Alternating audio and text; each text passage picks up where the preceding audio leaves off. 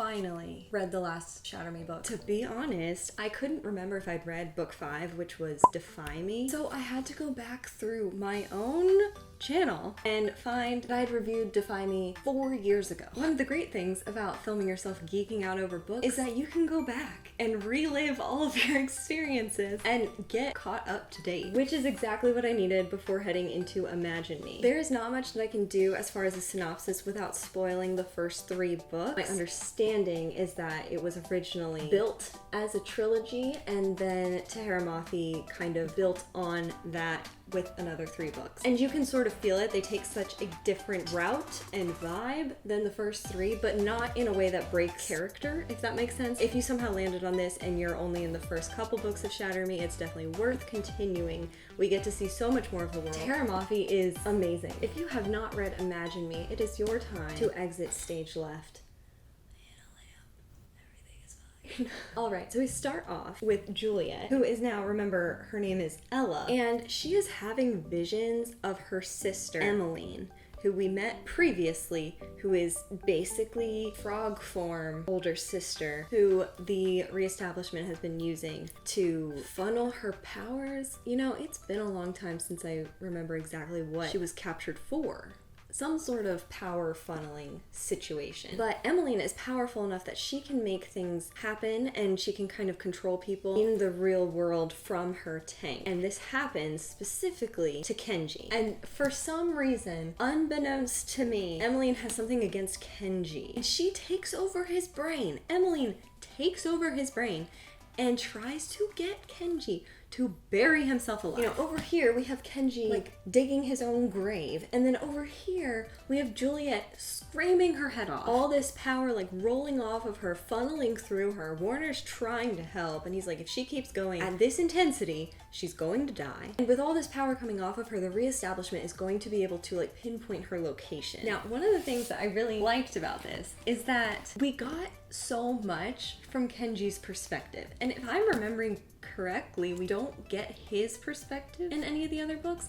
And that's something really unique with this, is that normally when you have a dual POV situation, it is either side of the relationship, like the love interests. We don't normally get like the bestie and their like view of what is happening. It would have been boring if we had been in Warner's head. And because we get so much Kenji, we get so much Kenji sass, and I love it. Juliet is in a coma, and the girls are trying to heal her, the 2 twins with the healing powers. They say the chemicals in her body and her actual DNA has been changed. Juliet starts waking up, and it's not going well. And so we just knock her out again, just in time for Anderson and his people to come and attack the compound they're at. Part of all these shenanigans is that James is there, Warner and Adam's little brother. Nazira, who is Castle's daughter, who runs like the rebellion or whatever they call themselves, and Kenji's love interest. She shoots Anderson, ideally so that they can get James back, and they do get him back. But then Anderson self-heals, and I 1000% forgot that he had that superpower. It vaguely came back to me that Warner had shot him like in the head in the last book, and he came back from that as well. But this is what happens when you take 4 years to read the next book. You forget all of these things. Anderson is clearly there for Juliet. He's gonna go through every single person in this compound to get to her if necessary. She's over there unconscious, so there's not much she can do. So Warner offers himself as a replacement for Juliet. Then Anderson, Warner's father, says no, and then shoots both Kenji and Nazira. And then Warner machetes Anderson in the throat, in case we forgot how cutthroat, literally, that Warner can be. They find Juliet, and she wakes up and she's with Anderson. And she overhears this conversation about the fact that she was the spare, just in case Emmeline doesn't work out. They have a backup plan, and they're going to be pursuing the backup plan. Emmeline is about to die. She's putting up so much of a fight. It's just not working what they want to do with her. But Juliet knows that she's near Emmeline. She can feel it. And then all of a sudden, we take such a turn where Juliet is like rewired, basically, and she has become a soldier for Anderson, who makes her kneel in front of him and call him her master.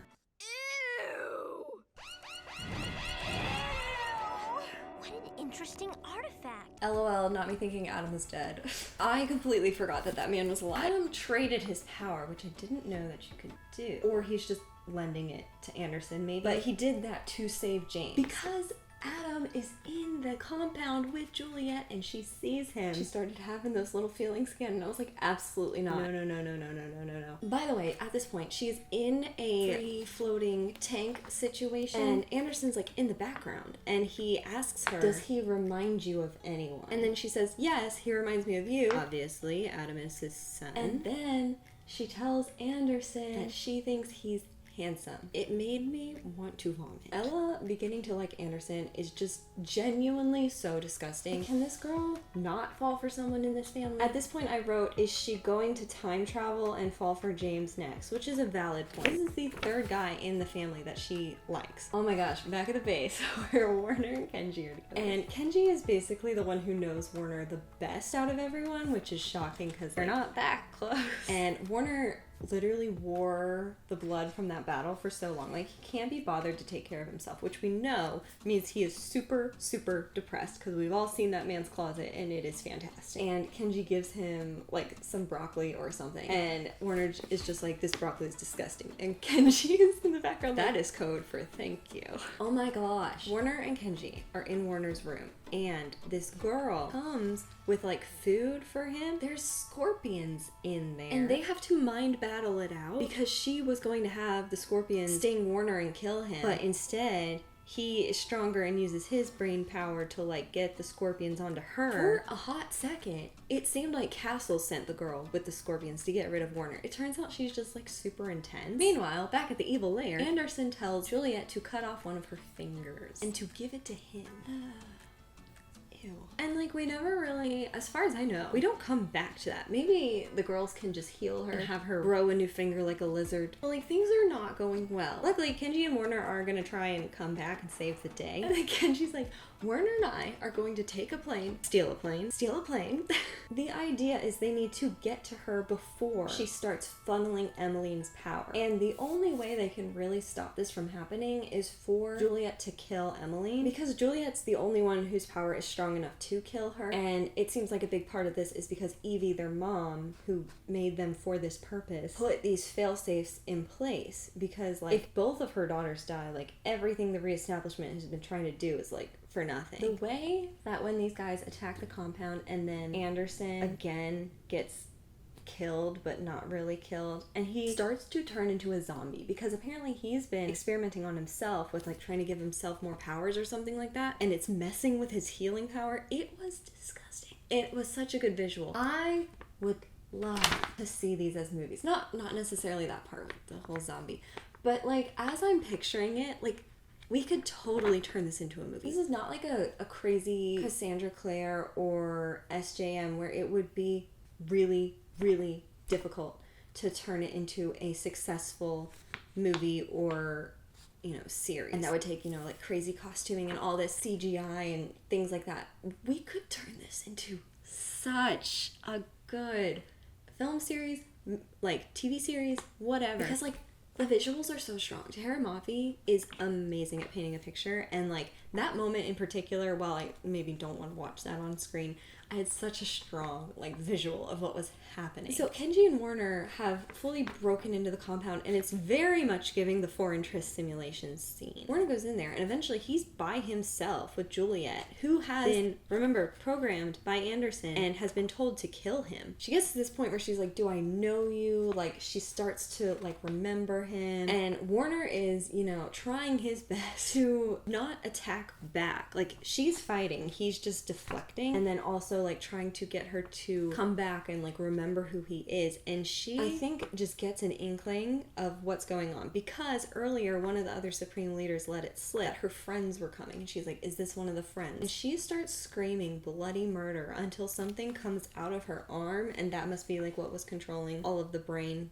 chemicals and such. And right as she does, her dad comes in and like taser freezes them, and she has to overcome this, which is like, it's very interesting because in my brain, the way that the taser thingy was making her feel is exactly how she used to make other people feel, because she had that, you know, skin contact power thing, and she has to overtake that, and then she also has to go and kill Emily. Like, I don't know if I really would have wanted to have this whole epilogue or even another book with like Emmeline being incorporated into the crew. And it seemed like physically she was past the point of being able to do that. She was essentially aquatic at that point. But Emmeline definitely wanted to die. Juliet having to be the one to do it sucked, but she did promise that she would, you know, burn down the whole building, which she does. I forgot to mention that Juliet and Warner got engaged like at the beginning of this book, but when we get to the end, we find out that Juliet's wedding dress that some of their friends had been working on accidentally got destroyed by Kenji. Warner is